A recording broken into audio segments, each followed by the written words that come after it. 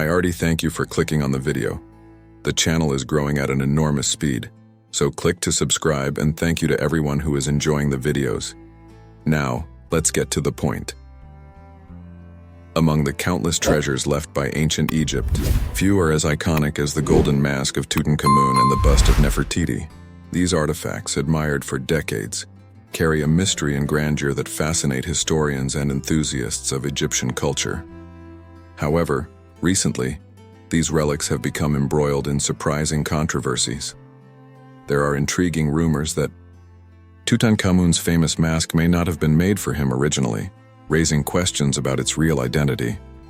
The bust of Nefertiti, one of the most famous portraits in the history of art, may be a modern forgery, created in a European context.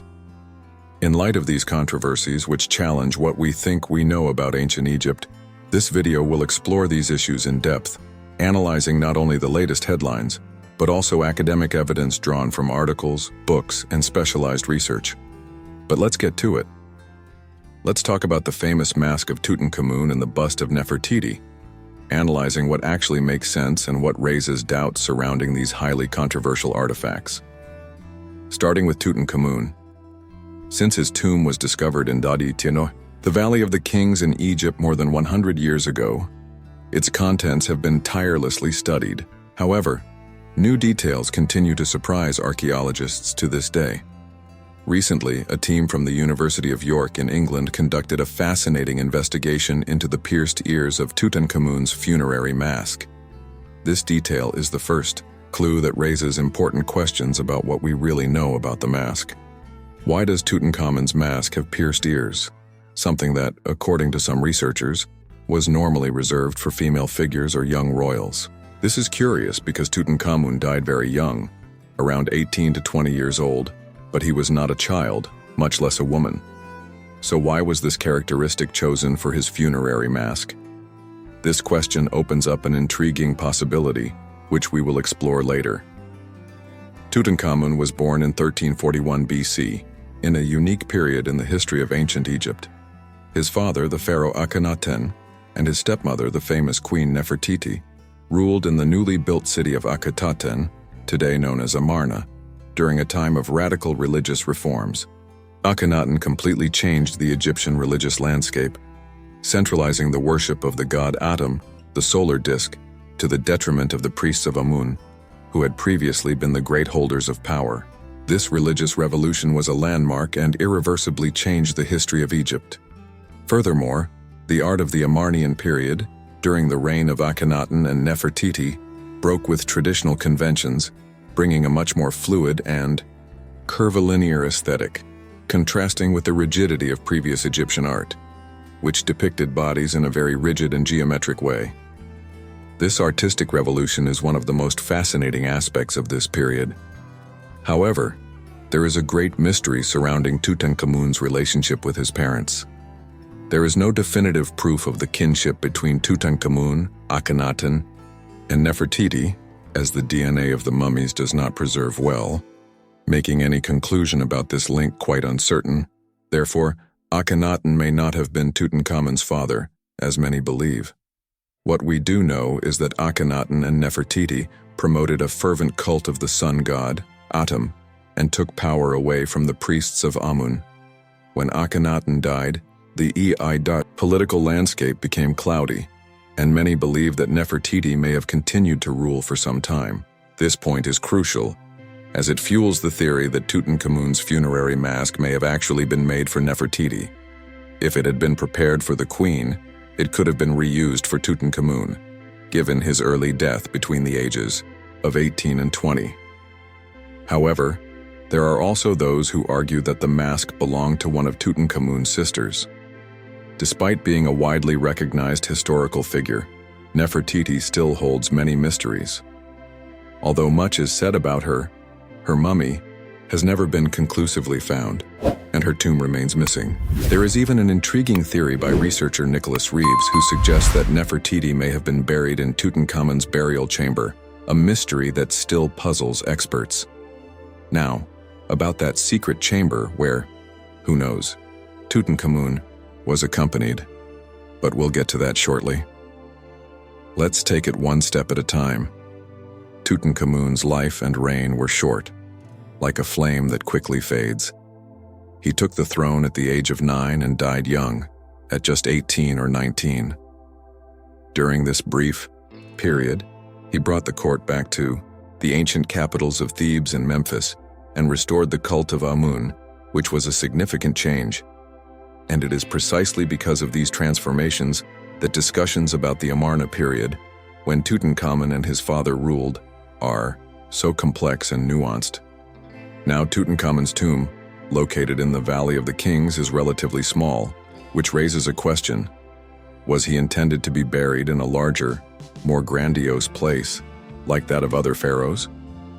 The belief that Tutankhamun died suddenly and had to be buried in a hurry helps to explain why his tomb was improvised and why so much material from other royals and nobles was reused.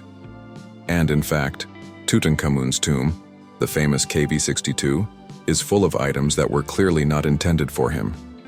Some of these items are even identifiable, such as an object related to his sister Nefertiti, which is different from another figure, Nefertiti, who we will discuss later. The most widely accepted idea is that, due to Tutankhamun's sudden death, his tomb was improvised quickly. The tomb, which was initially being built for another person of lower social class, was adapted for him, with the reuse of objects. But could Tutankhamun's famous funerary mask also have been originally intended for someone else? Aidan Dodson, professor of Egyptology and author of several books on the Amarna period, presents an interesting theory. He believes that Nefertiti, Akhenaten's daughter, never had a royal burial, which means that her funerary objects could have been used for Tutankhamun early in his reign. This would indicate that Tutankhamun's funerary equipment was almost ready when his untimely death occurred.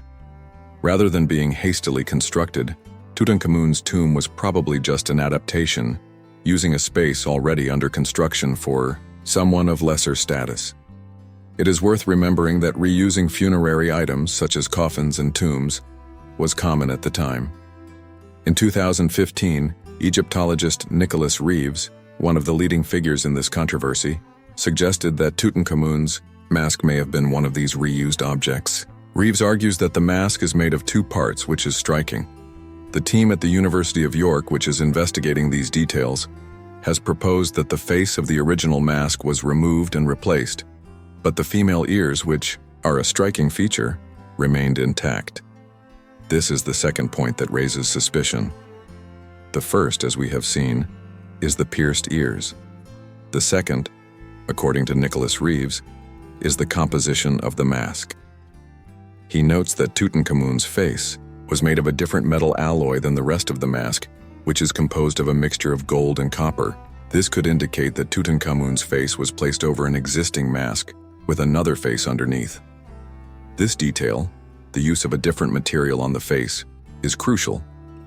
For those who have never seen the mask, it completely covers Tutankhamun's mummy, and this blue part made of colored glass was molded while it was still hot, being carefully placed in the cavities made to receive the glass. This artistic process, unique and detailed, adds another layer of mystery to everything we know about this mask. Incredible, isn't it? This detail of the mask, broken and restored, reveals a lot about its sophistication and wealth. The rest of the piece is made of gold with different proportions of silver and copper alloy, in some areas even pure silver. And on the back, there is an inscription with an incantation, or even an excerpt from the Book of the Dead, which was intended to ensure that Tutankhamun would be guided to his destiny in the afterlife.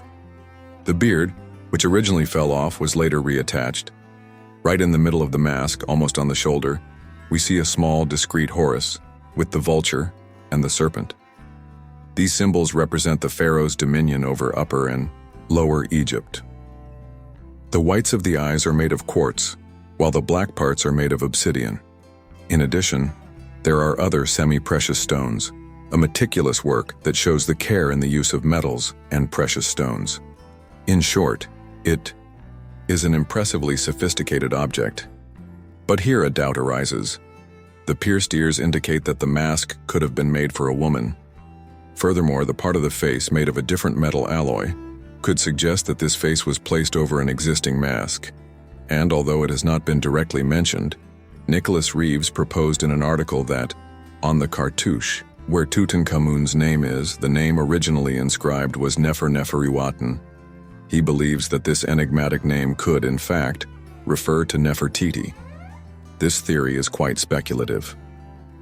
Reeves, in attempting to reconstruct the cartouche, argues that the original inscription could have been by Nefertiti, but the theory is full of layers and questions.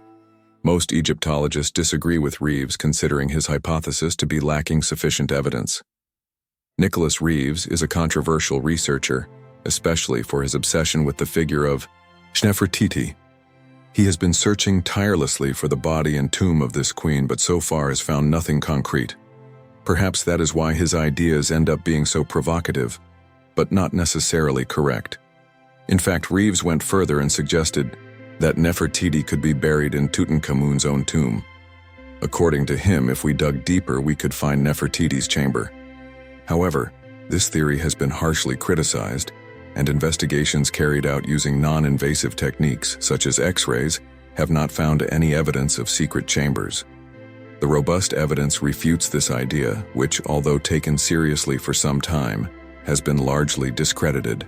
As for Tutankhamun's mask, the issue of the different metal on the face can be explained in another way. Each part of the mask requires specific materials to ensure the necessary malleability for the details.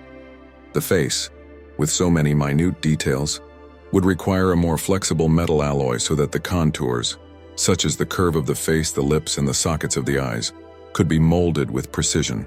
Therefore, the distinct metal composition may simply have been a technical choice to create these intricate details. As for pierced ears, although it is not common in adult men, much less in pharaohs, it is not something entirely unusual in Egyptian history. In fact, there are records of an adult pharaoh, around 30 to 40 years old, who also had pierced ears. This pharaoh, an ancestor of Tutankhamun, probably 2 generations before him, was called Thutmose. But what I really want to highlight here is not the kitten, but rather an important analysis of the use of pierced earlobes in ancient Egypt, which was more common during the New Kingdom. However, it is already possible to find the first statues with pierced ears in the pre-dynastic period. The history of Egypt reveals that men, women, and children wore earrings and other ear ornaments. In the case of men, these ornaments were more popular among young princes and were generally abandoned in adulthood. At the time, earrings were used mainly as a form of protection against demons, that is, with an apotropaic use, to ward off evil. And speaking of pharaohs, Thutmose, from the 18th dynasty, the same dynasty as Tutankhamun, was the first pharaonic mummy discovered with pierced ears. He lived at the same time as Tutankhamun, and we even have his mummy preserved. This means that the fact that Tutankhamun's funerary mask has pierced ears does not rule out the possibility that it was originally made for him. Now, regarding the theories that have been raised, such as the one about the different gold on the face and the name on the cartouche that Nicholas Reeves suggested, the truth is that nowadays, these arguments are seen as insufficient to change the consensus view that the mask really belongs to Tutankhamun. When we read about the surprise in Egypt that the mask could be someone else's, the question remains, is this really a surprise? Although a small minority defends this idea, the majority of Egyptologists completely disagree, and the criticisms of this minority are well known and are not accepted by the academic community. The archaeologist Joan Fletcher, from the University of York, was one of those who suggested that the mask was originally Nefertiti's. But this hypothesis was presented in a documentary on History Hit, which is more of an entertainment channel than a serious academic environment. It is not the kind of space where academic theories should be presented. I tried to find some academic article by Joan Fletcher about Tutankhamun, but I couldn't find anything relevant on Google Scholar. The articles that appear cite Joan Fletcher in relation to other issues. I also did not find any recent publications by her on the University of York website, so I believe that this hypothesis was actually raised earlier by Nicholas Reeves. The article I mentioned was not very careful in presenting the academic discussion, but another article, written by a PhD student in anthropology and archaeology at the University of Bristol, made the necessary reservations. She concludes that other scholars at the University of York were not the first to suggest that the pierced ears on Tutankhamun's mask had a special meaning. Furthermore, the burial site of Nefertiti has not yet been found, although a possible mummy of hers was discovered in 2015.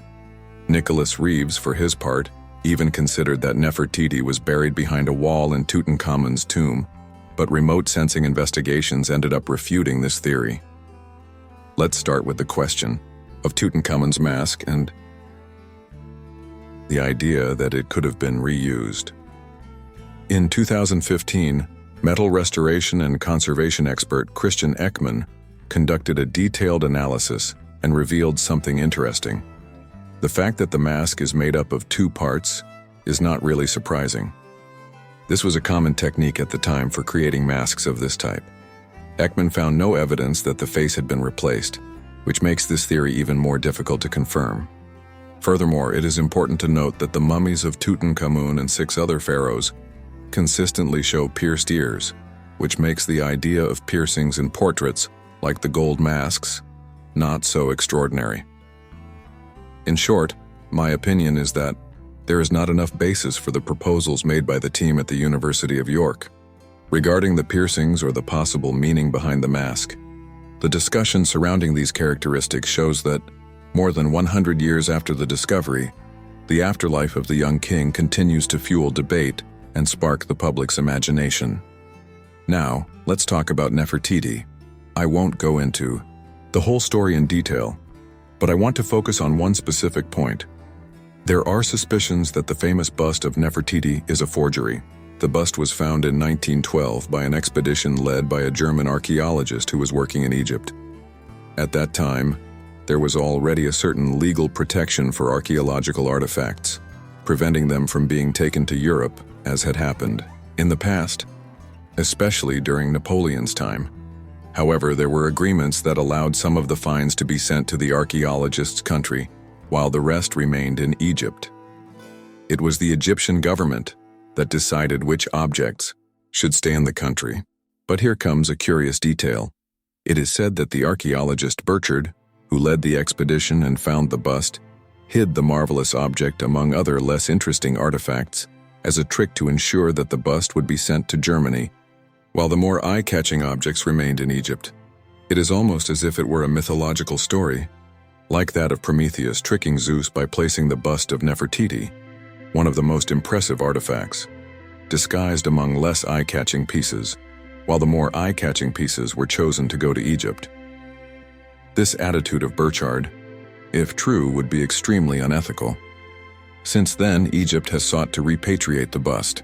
For example, during World War II, the Egyptian government requested the return of the bust to Hitler, but he refused. This bust has become a symbol of a very current debate about who has the right to archaeological artifacts that are scattered throughout museums around the world, especially in European countries, such as in France, in the Louvre, and in England, in the British Museum. These museums keep the artifacts while the countries of origin demand their return. The bust of Nefertiti is one of the main icons of this dispute. However, there is an even stranger layer to this story. Some, although not many academics, at least none that I know of who are at the center of the discussion, have raised the possibility that the bust is a forgery, and this has been supported by an art forger who has published his allegations in books. The problem is that on the one hand, he has a certain authority to talk about forgeries since he himself is a forger, but on the other hand, he is a professional liar, which makes us question his credibility. So what would be the arguments for considering this bust a forgery? The first is the somewhat dubious provenance of the bust, since there are no clear records of how it was removed from Egypt. The second point is that the bust is absurdly well preserved. If you look closely, the face is practically untouched without any visible wear. The nose, which is an extremely delicate part, is perfect, as are the lips and chin. However, the wear is only noticeable on the sides of the ear and on the uraeus, the serpent that should have been on the front of the bust. The uraeus was destroyed, but what could have caused the destruction of this serpent without affecting the nose? If someone had hit the bust with a hammer, the nose would have been damaged as well. This detail raises many questions. In addition, there is a story which does not have much solid basis that Burchard created the bust of Nefertiti to test the pigmentation of Egyptian materials. According to this legend, someone came into the room while he was working and found the bust beautiful. The archaeologist then did not want to admit that he had made the piece himself, but this story circulates more as a legend than a grounded reality. One of the most intriguing questions about the bust of Nefertiti is the fact that it is missing an eye. If the bust were really a finished statue, it would not make sense that an eye would be missing, right? After all other depictions of Nefertiti show her with both eyes without exception. And considering the meaning of the name Nefertiti, which means the beautiful one is coming, the idea of depicting a woman with one eye missing could be seen as a great affront to her beauty. But as always, things are not as simple as they seem. Now, some say that the visible wear on the bust was done intentionally, as part of a forgery. But on the other hand, there are many indications that the bust is genuine. Let's take it one step at a time. First, the pigmentation of the bust matches perfectly with studies that have been done on the pigments used in Egyptian art, which suggests that it could be authentic. This does not, however, rule out the theory of forgery, since one version of this theory says that archaeologist Burchard created the bust to test these pigments. Furthermore, the technique used to make the bust is clearly Egyptian. The forger, who defends the idea that it is a forgery, says that the missing eye is a perfectly Egyptian feature, arguing that the creator of the bust only had one eye. But let's be honest. If you were going to forge something, would you leave out such an obvious detail? The wear on the eye actually looks more natural, like the kind of wear that would occur over time rather than something done deliberately.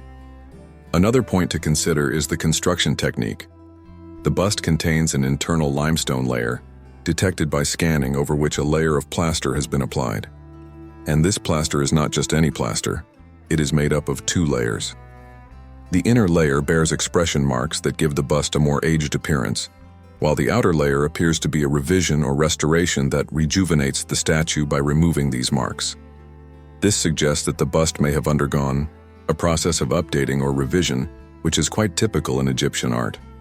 When we compare the technique, material, and aesthetics of the bust with other works from the same period, such as the relief of Akhenaten, we see a great similarity in the aesthetic patterns. Although a forger could have been inspired by this relief to create the bust, all these elements point to the authenticity of the piece.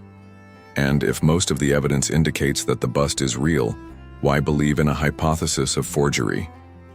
Egyptologist Zahi Hawass suggests that the bust of Nefertiti, found in a workshop, may not have been made directly for her, but rather as a reference work intended to be copied by the master craftsman's disciples. In this case, the lack of an eye could be a sign that the bust was still in the process of creation, an unfinished piece.